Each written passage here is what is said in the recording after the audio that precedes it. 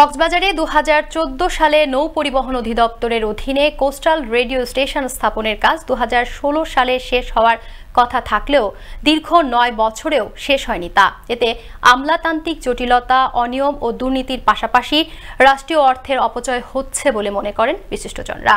কক্সবাজার থেকে ইস্তে ফারুকের তথ্য ও ছবিতে আরও জানাচ্ছেন মোস্তফা কামাল তোহা।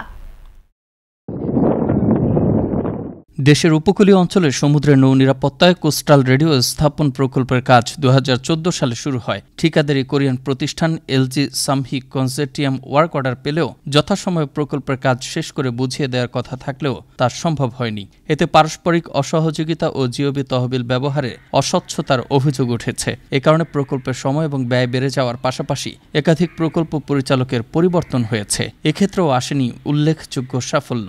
তবে বর্তমান মহাপরিচালক কমোডার নিজামুল হক দায়িত্ব গ্রহণের পর প্রকল্পের কাজ চলছে দ্রুত গতিতে। এরপরেও কাজ কেন শেষ হচ্ছে না তার জন্য তদন্ত দরকার বলে জানান এ বিশিষ্টজন। আমলাতান্ত্রিক জটিলতা, অনিয়ম, দুর্নীতির কারণে এই প্রকল্পগুলো এখনো ধীরগতিতে চলছে।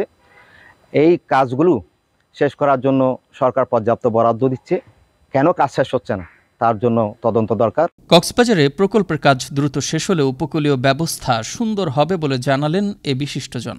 এটা অতি দ্রুত নির্মিত হলে আমাদের সাগরের যে জেলেরা আছে তারা অনেক উপকৃত হবে। সুতরাং সরকারের যে উন্নয়নের ধারাবাহিকতা, এটার মধ্যে দ্রুত সময়ে উপকূলীয় বাতিগুলো স্থাপন যথাযথভাবে হয়ে গেলে এই উপকূলীয় ব্যবস্থাটা সুন্দরভাবে গড়ে উঠবে বলে আমরা মনে করি। তাই প্রকল্পগুলো দ্রুত বাস্তবায়ন করা দরকার বলে জানালেন এই পর্যটন উদ্যোক্তা।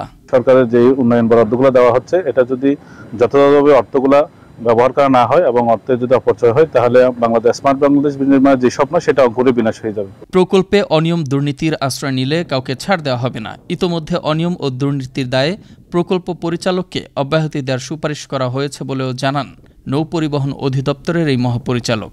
ওই কোরিয়ান যে নাগরিক তাকে সহ এবং মন্ত্রণালয় এসে সচিব মহোদয়ের কাছে কিছু অভিযোগ করলেন, আমার এখান থেকে অব্যাহতি দিয়ে দিলাম। ইনফ্যাক্ট 3টে চিঠি লেখার পরে যখন কাজ হলো, আমি তাদেরকে আমার ডিপিপির দেওয়া ক্ষমতা বলেই আমি তাদেরকে অব্যাহতি দিয়েছি।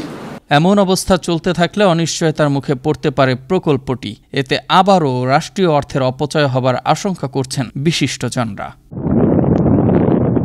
মোস্তফা কামাল তোহা, আনন্দ টিভি, ন্যাশনাল ডেস্ক।